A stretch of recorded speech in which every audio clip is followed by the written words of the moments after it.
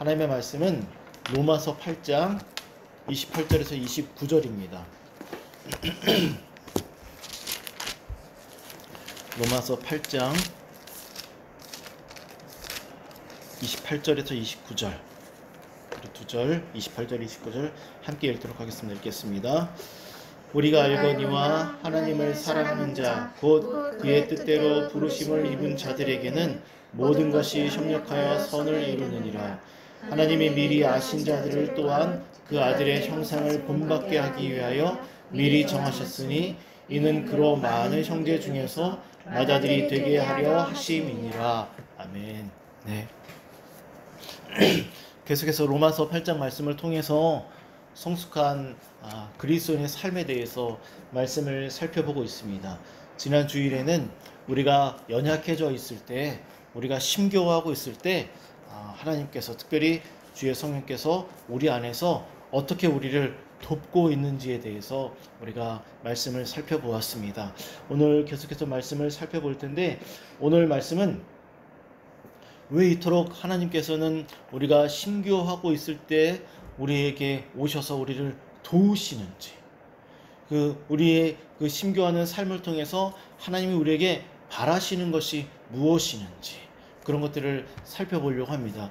우선 하나님이 우리를 도우시는 이유, 그 이유는 바로 우리를 정말 사랑하시기 때문입니다.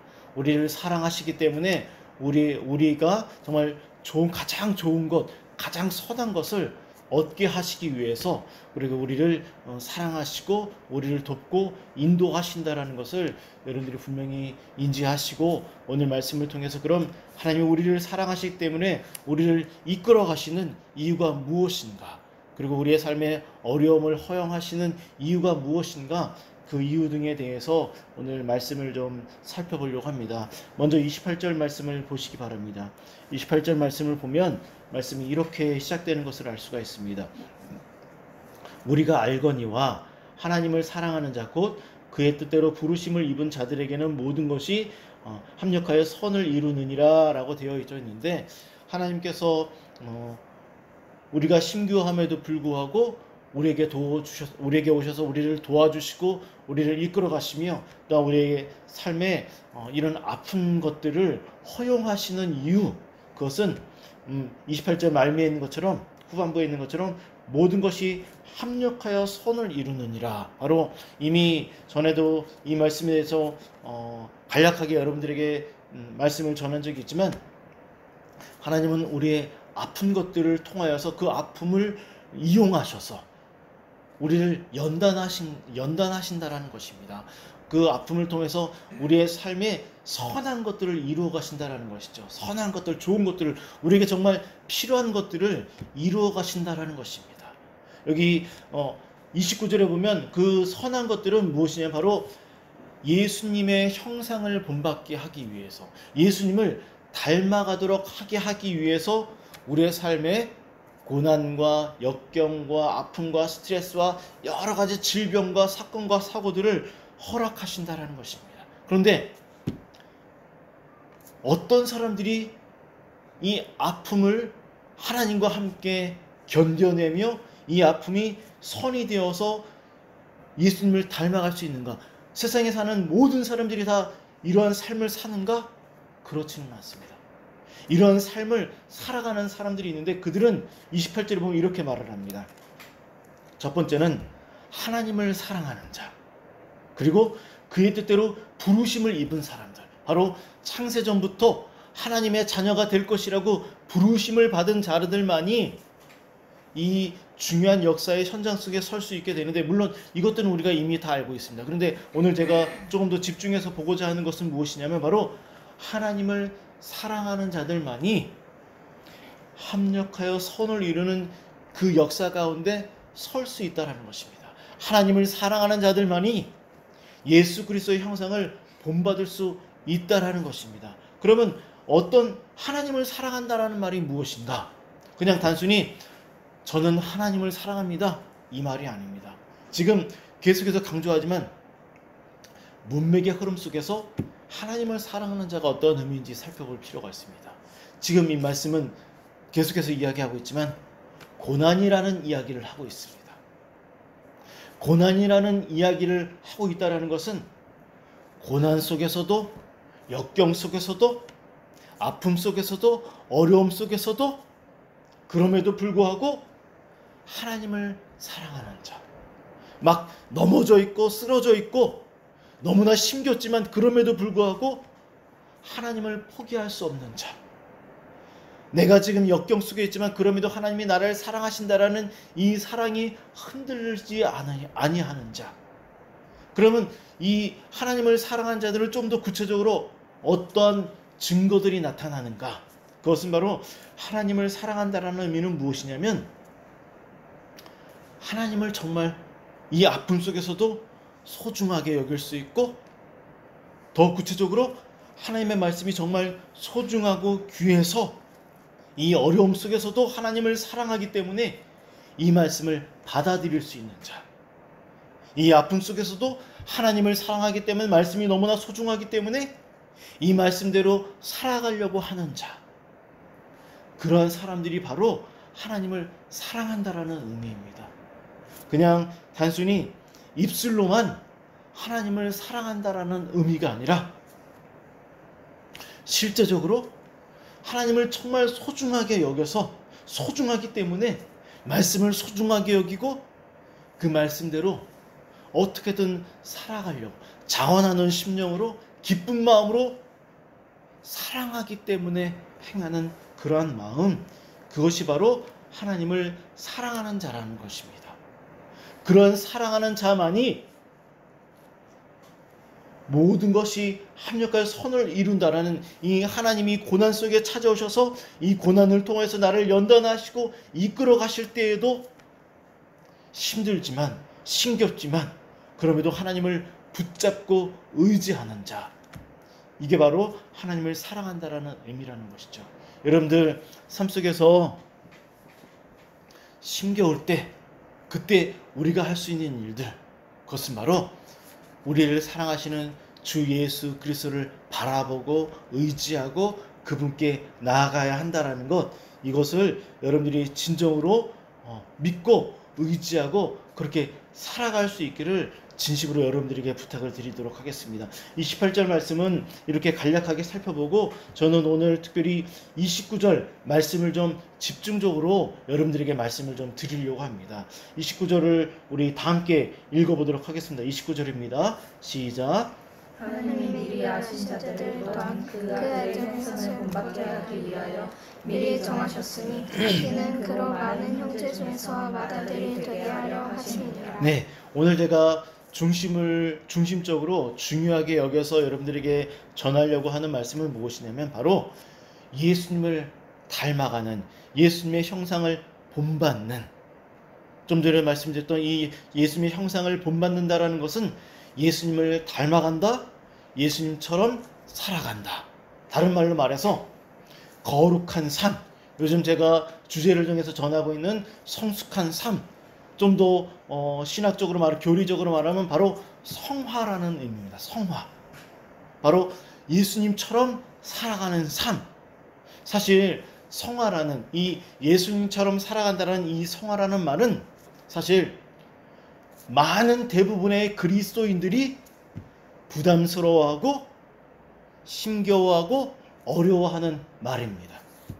그리고 많은 그리스도인들이 예수님을 닮아가야 된다는 것을 알면서도 실제적으로 삶 속에서 보면 좀 괴리감이 있는, 거리감이 있는, 좀 멀리 떨어져 있는 듯한 그러한 삶을 살아가는 게 우리들의 모습이라는 것입니다. 왜냐하면 예수님을 닮아간다라는 것은 우리 안에 매우 어려운, 때로는 힘겨운, 때로는 스트레스를 주는, 갈등하고 고민하는, 왜 나는 이렇게 살아가야 하지? 나는 이것밖에 안 되나? 이런 여러 가지 어려운 마음들이 생기기 때문에 이 성화, 예수님처럼 살아가는 이 성화라는 삶이 우리 그리스도인들에게 매우 부담스럽게 다가온다라는 것입니다. 하지만 이 예수님을 닮아간다라는 이 성숙한 이 그리스도인의 삶은 우리 그리스도인의 삶에 있어서 절대적으로, 특히 구원에 있어서 매우 절대적으로 중요하다라는 것을 우리는 알아야 합니다. 어떤 사람들은, 혹자들은 이렇게 말을 합니다.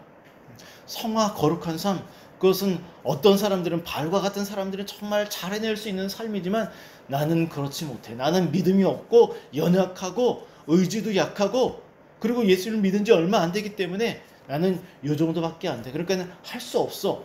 이렇게 말하는 사람들이 가끔 있습니다. 그리고 그거는 목사나 아니면 특별히 부르심을 입은 사람들만의 삶이야 라고 이렇게 말하는 사람들도 있습니다. 나하고는 거리가 멀어. 나는 괜찮아. 나는 할 수 없어. 이렇게 말하는 사람들이 간혹 있습니다. 굉장히 많이 있습니다.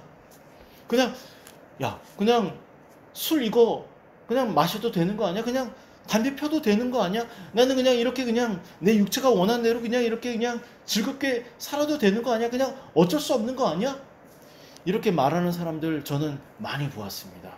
그런데 우리가 오해하는 것이 있습니다. 제가 말씀을 통해서 이제 풀어드리도록 할 텐데, 이 성화는 단순히 그냥 살아도 되고 살지 않아도 되고의 문제가 아니라는 것입니다. 이것은 우리의 구원을 이루는 데 있어서, 우리의 구원이 완성되어지는 데 있어서 매우 절대적이고 매우 중요한 핵심적인 요소라는 것입니다. 우리가 구원을 받는 데 있어서 매우 중요한 세 가지 원리가 있는데, 그 세 가지 원리가 무엇이냐면, 첫 번째는 이미 여러분들에게 말씀드렸던 바로 죽었던 영혼이 다시 살아나야 하는 중생, 본 어게인, 거듭나는, 바로 주의 성령께서 우리 안에 예수님의 성령을 부어넣어, 죽었던 영혼을 살리시기 위해서 예수님의 성령을 우리 안에 넣어주시는 이 중생하는 역사가 가장 먼저 일어나야 됩니다. 그래야지만 우리가 예수 그리스도 앞에 나가서 믿음으로 예수님을 우리 안에 구주로 영접하는 역사가 일어나는 것이죠. 죽어있기 때문에 먼저 다시 깨어나는, 살아나는 이 중생의 역사가 있어야 합니다. 이것이 우리가 구원받는 데 있어서 매우 중요한 첫 번째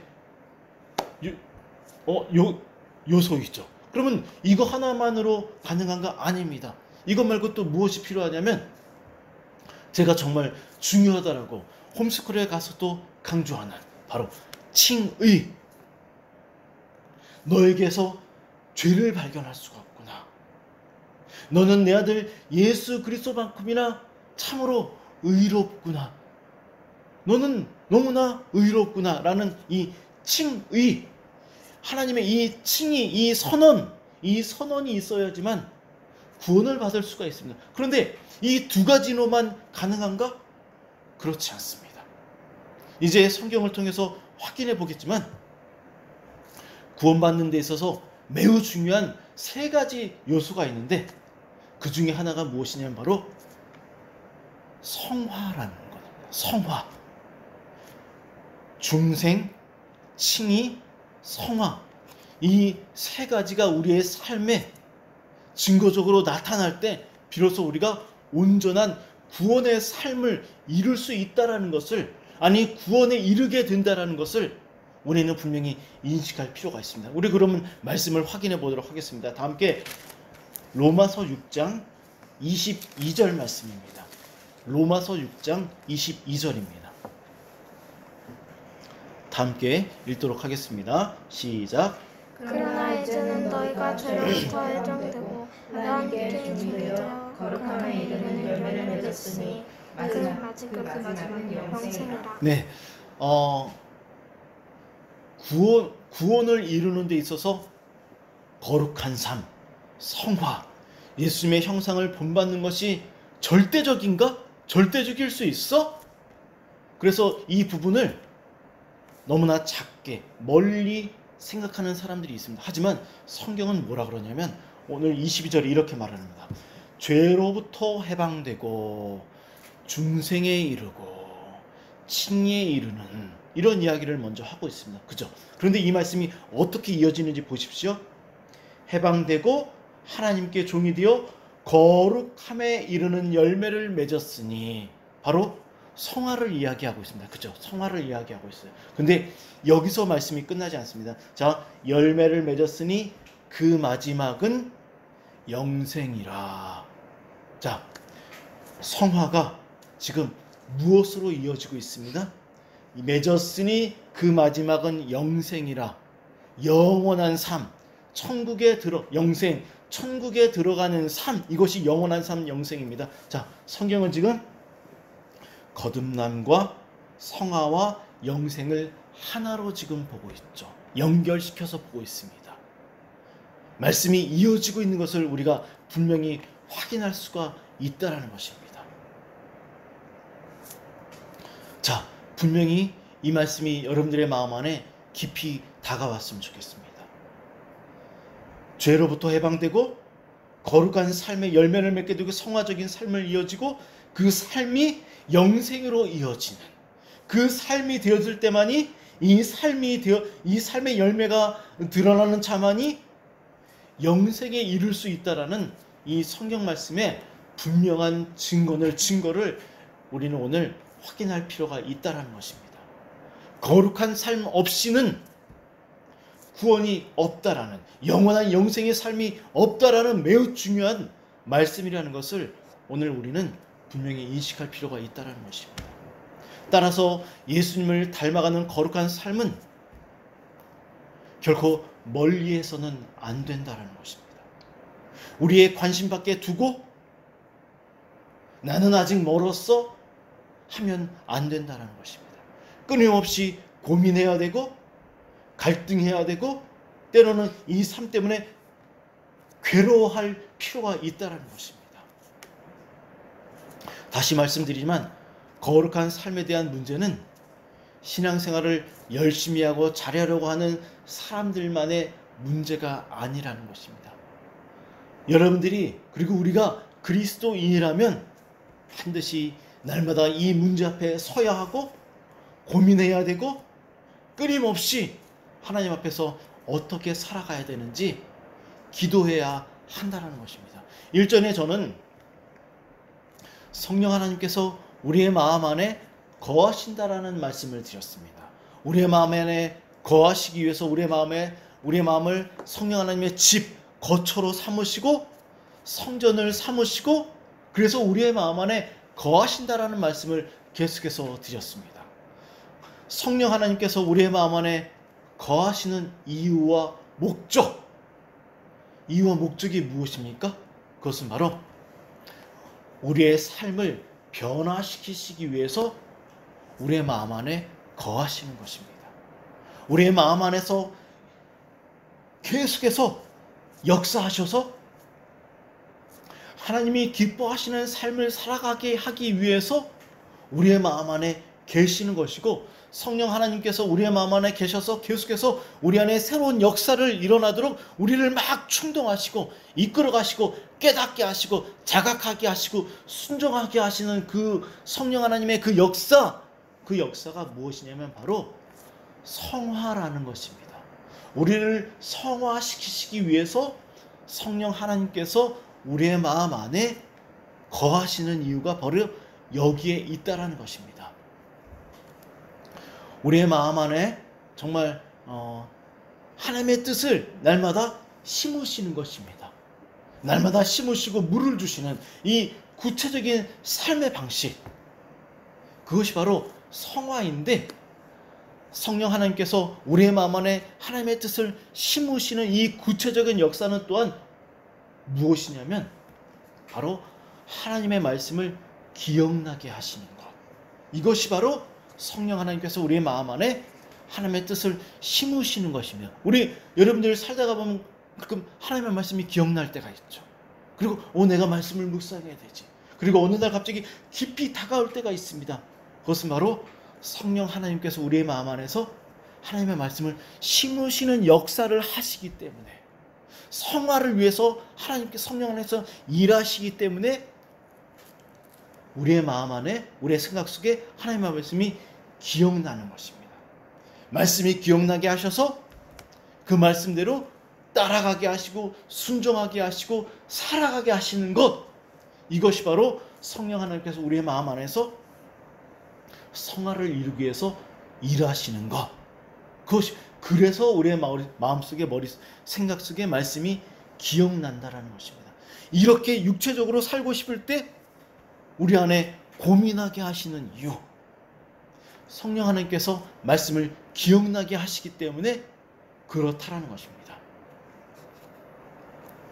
하나님은 이처럼 하나님의 말씀을 통해서 가장 적극적이고 구체적으로 우리의 삶을 새롭게 만들어가고 계신다라는 것입니다. 물론 지난 시간에 잠시 살펴보았듯이 고난과 역경과 어려움과 힘든 시간들을 통해서 우리를 연단하시고 거룩해 가시지만, 하지만 그럼에도 불구하고 성령 하나님께서 가장 적극적이며 구체적으로 우리의 삶을 성화로 이끌어 가시는 방식은 바로 하나님의 말씀이라는 것입니다.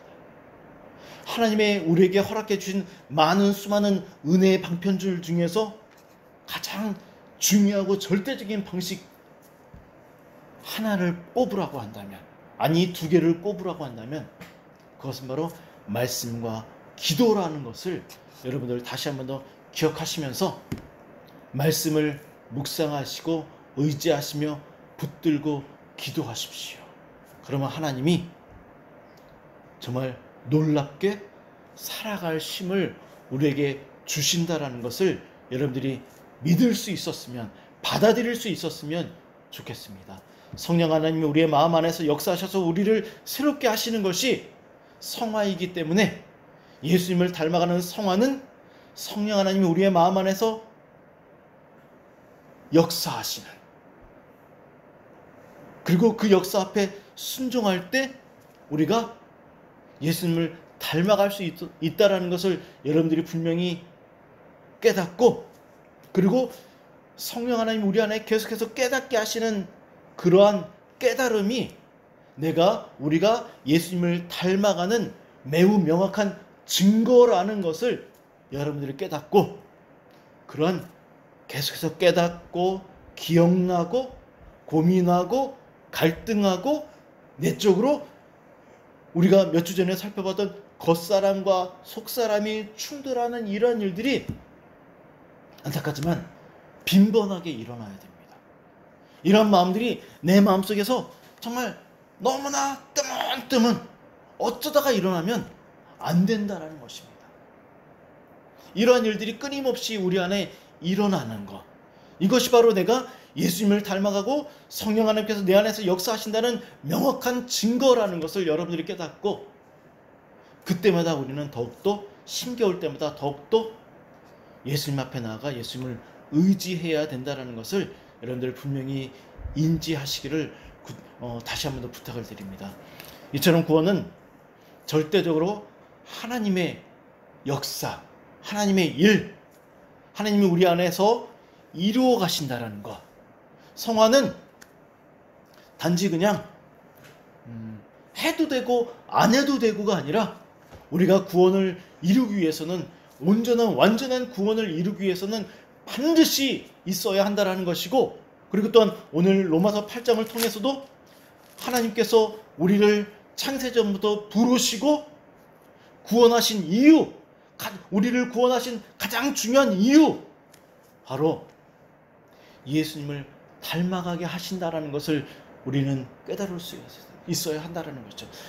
하나님이 우리를 구원하신 이유가 예수님의 형상을 본받게 하기 위함인데, 가장 중요한 구원의 이유가 이것인데, 우리가 이 예수님을 닮아가는 이 삶을 멀리한다면 우리는 하나님이 우리를 구원으로 초대하신, 우리를 구원하신 가장 중요한 이유를 등한시하고 살아간다는 것을 오늘은 분명히 이해할 필요가 있습니다. 깨달아야 한다는 것이죠. 저는 사실 말씀을 준비하면서 많이 부끄러웠습니다. 왜냐하면 요즘 삶이 더 바빠지고 피곤해지고, 그래서 하나님이 저에게 허락해 주신 이 은혜의 방편들을 내가 너무나 소홀히 하고 멀리하는 것은 아닌가, 힘들다라는 이유로 내가 멀리하는 것은 아닌가라는 그러한 유혹과 그런 마음들이 내게 밀려오는 것을 보면서 너무나 마음이 부끄러웠고 다시금 다잡는 시간이 되었다는 것을 여러분들에게 말씀을 드립니다. 우리 다 함께 말씀을 마무리해 가면서 로마서 7장 21절부터 24절 말씀을 좀 읽어보도록 하겠습니다. 로마서 7장 21절부터 24절 말씀입니다.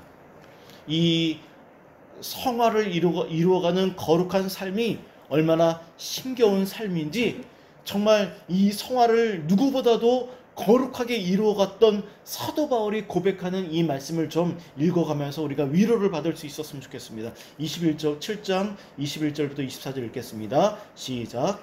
그러므로 내가 한 법을 깨달았노니 곧 선을 하는 원하는 나에게 악이 함께 있는 것이로다. 내 속사람은 하나님의 법을 즐거워하되 내 지체 속에서 한 다른 법이 내 마음의 법과 싸워 내 지체 속에 있는 죄의 법으로 나를 사로잡는 것을 보는도다. 오호라, 나는 공고한 사람이로다.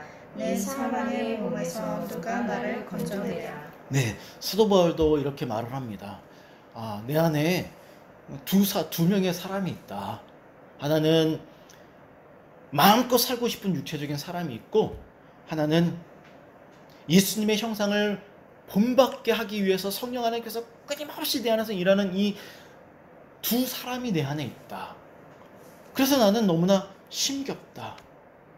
그래서 그는 이렇게 말해. 오호라, 나는 곤고한 사람이라. 너무나 공부하다, 너무나 힘겹다, 너무나 어렵다. 누가 나를 도와줄 수 있는가? 그러면서 25절에 이렇게 말을 합니다. 우리 주 예수 그리스도로 말미암아 하나님께 감사하노라 하면서 8장에 넘어가서 계속해서 예수님에 대한 이야기를 합니다. 이 힘겹고 곤고하고 어렵고 피곤하고, 그리고 예인이도 얘기했던 그 삶의 그 공고함, 이러한 어려움을 도와줄 수 있는 분은 오직 예수 그리스도밖에 없다라는 것을 사도 바울은 지금 우리에게 고백을 해주고 있다라는 것입니다.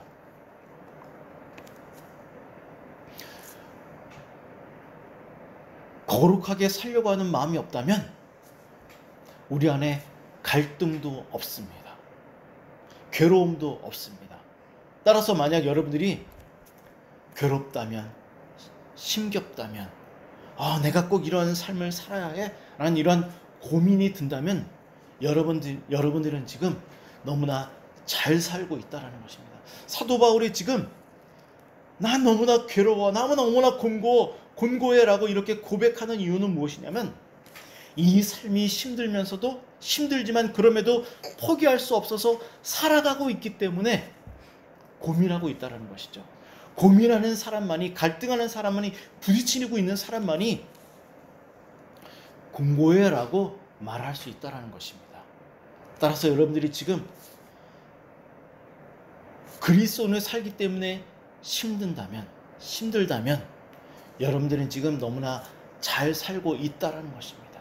따라서 너무나 염려하지 않았으면 좋겠고, 하지만 우리가 정말 해야 될 일이 있다면 그것은 바로 예수 그리스도를 바라보고 의지하고 그분께 나아가야 되고, 7장 이후로 나오는 8장의 말씀, 제가 요즘 계속해서 8장 말씀을 여러분들에게 계속해서 말씀을 전하고 있습니다. 그러면 제가 지금까지 전한 이 8장의 말씀을 여러분들 기억해내야 합니다. 붙잡아야 됩니다. 그래야지만 여러분들 이 삶을 살아낼 수 있고 이겨낼 수 있습니다. 이제 말씀을 마무리하면서 여러분들에게 이러한 질문을 드리도록 하겠습니다. 하나님은 모든 그리스도인들에게 여러 가지 은혜의 방편들을 허락해 주셨습니다. 하나님의 말씀, 기도, 예배, 찬양, 그리고 믿는 성도들 간의 교제, 나누는 것입니다. 나누면서 나 힘들어, 나 이런 고민이 있어, 성도들 간에 나누면서 서로 위로하고 교제하는 이러한 은혜의 방편들을 우리에게 허락해 주셨습니다. 하나님이 우리에게 은혜의 방편들을 허락해 주신 이유는 적극적으로 사용해서 이겨내도록 하기 위해서 우리에게 은혜의 방편들을 주셨다는 것이죠.